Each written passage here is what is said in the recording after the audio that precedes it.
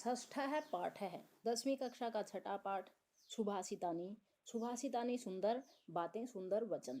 यह पाठ अनेक ग्रंथों से संकलित 10 श्लोक इसमें 10 सुभाषित इसमें इकट्ठे किए गए हैं। संस्कृत साहित्य में सत्य को प्रकाशित करने के लिए और प्रेरणा देने के लिए जिन पद्यों की, जिन श्लोकों की रचना की जाती है उन्हें सुभाषितानि कहते हैं। इस पाठ में परिश्रम के महत्व, क्रोध के दुष्परिणाम, सामाजिक महत्व और सभी वस्तुओं की उपयोगिता के बारे में और बुद्धि की विशिष्टता आदि के बारे में प्रकाश डाला गया है। तो पहला श्लोक देखिए। आलस्यम ही मनुष्याणाम शरीरस्थो महान रिपुः नास्त्य उद्यम समो बंधुः कृत्वा यम नावसीदति। आलस्यम, पहले हम संधि वाले शब्द देख लेते हैं। नास्ति उद्यम समौ, न प्लस अस्ति प्लस उद्यम समौ, नावसीदति न प्लस अवसीदति। आलस्यम, आलस्य ही निश्चित रूप से या फिर ही, आलस्य ही मनुष्याणाम, मनुष्यों का शरीरस्थो, शरीर में स्थो स्थित रहता हुआ महान सबसे बड़ा रिपुः दुश्मन है। आलस्य ही मनुष्य के शरीर में स्थित उसका सबसे बड़ा दुश्मन है। नास्ति उद्यम समो बंधु, उद्यम परिश्रम के समो समान, बंधु बंधु न अस्ति नहीं है। उद्यम का मतलब परिश्रम के समान कोई बंधु नहीं है। जिस तरह से भाई बंधु हमारा हित चाहते हैं वैसे ही परिश्रम से भी हमारी भलाई होती है। यम कृत्वा, जिसको करके, किसको करके, परिश्रम को करके न अवसीदति, अवसीदति अवसाद या दुख न नहीं होता। अर्थात आलस्य ही मनुष्य के शरीर में रहने वाला सबसे बड़ा दुश्मन है। इसलिए और उद्यम समो, परिश्रम के समान कोई भाई नहीं है, इसलिए परिश्रम को करना चाहिए जिससे सुख मिलता है, और आलस्य नहीं करना चाहिए क्योंकि आलस्य सबसे बड़ा दुश्मन है जो मनुष्य को नष्ट कर देता है। गुणी गुणम वेति न वेति निर्गुणो, बलि बलम वेत्ति न वेत्ति निर्बल है। गुणी, गुणवान लोग है वह गुणम, गुण को, वेति जानता है। जो गुणवान लोग होते हैं वही गुणों के बारे में जानते हैं। न वेति निर्गुणो हो, जो निर्गुणी लोग होते हैं जिनमें गुण होते ही नहीं हैं वो गुणों के बारे में नहीं जानते। जैसे बलि बलम वेति, जो ताकतवर लोग होते हैं वही बलम वेति, ताकत के बारे में जानते हैं। निर्बल है, जो निर्बल होते हैं, कमजोर होते हैं, जिनमें बल नहीं होता, वो न वेति, वो ताकत के बारे में नहीं जानते। जैसे गुणी गुणम वेति, गुणवान लोग गुणों के बारे में जानते हैं। निर्गुण है न वेति, निर्गुण लोग गुणों के बारे में नहीं जानते। ताकतवर लोग ताकत के बारे में जानते हैं, जो ताकत से रहित लोग होते हैं वो ताकत के बारे में नहीं जानते, अर्थात उनको ताकत का बोध नहीं होता। पिको वसंतस्य गुणम न वायस है, जो कोयल होती है वही वसंत ऋतु के गुणों को जानती है। न वायस है, कौवा नहीं जानता, कौवा वसंत के गुणों को नहीं जानता, कोयल ही जानती है। करी चै सिंहस्य बलम, और जो हाथी होता है वही शेर की ताकत को जानता है। बलम न मूषक है, क्यों, और चूहा नहीं जानता। अर्थात विशिष्ट गुणों से युक्त जो प्राणी व्यक्ति होते हैं वही विशिष्ट गुणों के बारे में जानते हैं। जैसे गुणवान लोग गुणों के बारे में जानते हैं, अवगुणी नहीं। ताकतवर लोग ताकत के बारे में जानते हैं, ताकत से रहित लोग ताकत के बारे में नहीं जानते। कोयल वसंत के गुणों के बारे में जानती है, कौवा नहीं। और क्योंकि हाथी सिंह से बराबरी कर सकता है शेर से, इसलिए वह उसकी ताकत के बारे में जानता है, चूहा नहीं जानता। अगला देखिए। निमितम उद्देश्य ही यह प्रकुप्यति ध्रुवम स तस्यापगमे प्रसीदति अकारण द्वेषी मनस्तु यस्य वै कथम जनस्तम परितोषयिष्यति। निमित्त, कारण को, उद्देश्य उद्देश्य मानकर, ही निश्चित रूप से, यह जो मनुष्य प्रकुप्यति क्रोध करता है। किसी कारण को उद्देश्य मान के, अर्थात किसी कारण को दूर करने के लिए व्यक्ति क्रोध करता है। कोई व्यक्ति क्रोध करता है किसके लिए, किसी कारण को उद्देश्य मानकर। वह ध्रुवम स तस्या अपगमे परिसीदति, स वह मनुष्य, ध्रुवम निश्चित रूप से, अर्थात पक्का ही, जरूर ही, तस्य प्लस अपगमे, तस्य उसके, अपगमे दूर होने पर, अर्थात उस कारण के खत्म होने पर, प्रसीदति खुश होता है। अर्थात जो व्यक्ति किसी कारण को लेकर, किसी कारण को दूर करने के लिए गुस्सा करता है वह उस कारण के दूर हो जाने पर निश्चित रूप से खुश होता है। और अकारण द्वेषी, बिना कारण के बात बात पर गुस्सा करने वाला, मनस्तु यस्य वै, जिसका मन यस्य जिसका मन बात बात पर गुस्सा करता है, अकारण बिना कारण ही गुस्से से युक्त स्वभाव वाला व्यक्ति, जनः मनुष्य कथम तम मनुष्य को कथम किस तरह से तम जन्म उस मनुष्य को परितो सहिष्यसि संतुष्ट संतुष्ट करोगे। अर्थात जो व्यक्ति किसी कारण के कभी कभी गुस्सा करता है कारण को दूर करने के लिए, तो तब तो कारण दूर होने पर वह खुश हो जाएगा, लेकिन जो व्यक्ति बात बात में गुस्सा करते हैं उनको तुम खुश कैसे करोगे? उनका तो विनाश ही निश्चित है, क्योंकि गुस्सा तो मनुष्य के शरीर में विद्यमान रहने वाला सबसे बड़ा दुश्मन है। उदीरितो अर्थ है पशुनाम अपि गृह्यते। उदीरितो अर्थ है, उदीरितो समझाए जाने पर, कहे जाने पर उसका अर्थ तो पशुनाम अपि गृह्यते, पशु भी ग्रहण कर लेते हैं। उदीरितो अर्थ है अर्थात कही गई बात के अर्थ को तो पशु भी ग्रहण कर लेते हैं।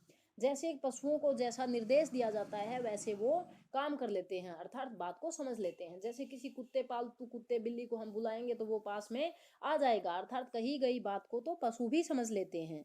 हयाश्चय, हया का मतलब घोड़े, और नागाश्चय घोड़े और जो हाथी होते हैं वो बोधिता समझाए जाने पर वहंती बोझ को ढोते हैं।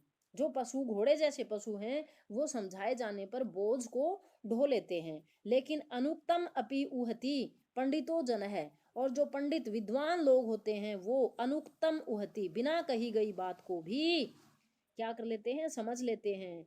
पर इंगित ज्ञान फला ही बुधये, उनकी जो बुद्धि होती है, पंडित लोगों की बुद्धि होती है वो बिना कहे ही पर इंगित ज्ञान फला, पर दूसरों के द्वारा इंगित इशारे इशारे से कही गई बात को भी समझ लेते हैं। कही गई बात को तो पशु पक्षी भी समझ लेते हैं, अर्थात कही गई बात को जो समझते हैं वो तो सामान्य मनुष्य हैं, लेकिन जो बुद्धिमान लोग होते हैं वो दूसरों के द्वारा न कही गई बात को भी केवल इशारे से समझाई गई बात को भी समझ लेते हैं। तो इसमें बुद्धिमानों की पहचान बताई गई है। अगले श्लोक में गुस्से के बारे में, गुस्से के जो दुष्प्रभाव हैं उसके बारे में बताया गया है।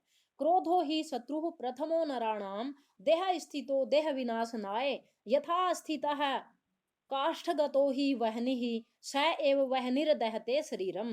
क्रोधो मनुष्य, क्रोध ही निश्चित रूप से शत्रु दुश्मन है, प्रथमो पहला, नराणाम मनुष्य का, देह स्थितो शरीर में रहता हुआ, क्रोध मनुष्य का शरीर में रहता हुआ सबसे बड़ा दुश्मन है, जो देह विनाश नाए, देह के विनाश के लिए, शरीर के विनाश के लिए शरीर में रहने वाला क्रोध मनुष्य का सबसे पहला दुश्मन है। सबसे पहला दुश्मन है गुस्सा। और कैसे नष्ट करता है मनुष्य को? यथा जैसे स्थित है काष्ठगतो वहनी, काष्ठगतो काठ में रहने वाली, स्थित है रहने वाली, काठ में के अंदर रहने वाली वहनी आग, स एव वहनी दहते, वही आग उस लकड़ी को जला देती है, वैसे ही शरीरम दहते, शरीर में रहने वाला गुस्सा शरीर को जला देता है। क्रोध जो गुस्सा है वो मनुष्य के शरीर को के विनाश के लिए शरीर में रहने वाला सबसे बड़ा दुश्मन है। जैसे काठ के अंदर ही लकड़ी रहती है, विद्यमान रहती है, लेकिन वो लकड़ी को ही जला देती है, वो अग्नि है वो लकड़ी को ही जला देती है, जो लकड़ी के अंदर आग रहती है वो खुद लकड़ी को ही जला देती है। इसी तरह से हमारे शरीर के अंदर जो गुस्सा है वो हमें खुद को ही नष्ट कर देता है, इसलिए गुस्सा नहीं करना चाहिए, गुस्से से बचना चाहिए। इसमें समान गुणों वाले व्यक्तियों के संयोग के बारे में बताया गया है। तो देखिए, मृगई संगमानुवर्जंती गावश्च गोभिः तुर्गास्तुरंगई मूर्खाश्च मूर्खई सुधियः सुधीभिः समानशील वयसनेषु सख्यम। इसमें बताया गया है कि समान व्यवहार वालों की, समान जिनमें व्यवहार होता है और आदतें होती है, उनकी दोस्ती निश्चित है या संभव है। जैसे मृगा हिरण, मृगई हिरणों के साथ अर्थात अपनी ही जाति के प्राणी के साथ संगम साथ में अनुवर्जनती रहते हैं। हिरण हिरणों के साथ में रहते हैं। च और गावह गायें, गो भी गायों के साथ में ही रहती हैं। तुरगाह घोड़े, तुरंगई घोड़ों के साथ में ही रहते हैं। किसी घोड़े को आपने हिरण के साथ में नहीं देखा होगा, या गाय हिरण के साथ में रहती हो, ऐसा हमने नहीं देखा है। तो इसी तरह से मूर्खाश्चा मूर्खई, जो मूर्ख लोग हैं वो मूर्खों के साथ रहते हैं, और सुधी है, जो बुद्धिमान लोग हैं वो सुधी भी ही बुद्धिमान लोगों के साथ रहते हैं। क्यों? कारण क्या है इसके पीछे? कारण ये है कि समानशील, समान स्वभाव वाले, और वैष्णेशु समान आदतों वालों में सक्षम मित्रता होती है या उनका ही साथ होता है। इससे भाव यह है कि समान व्यवहार और समान आदतों वालों में ही दोस्ती होती है, उनका ही साथ निश्चित है।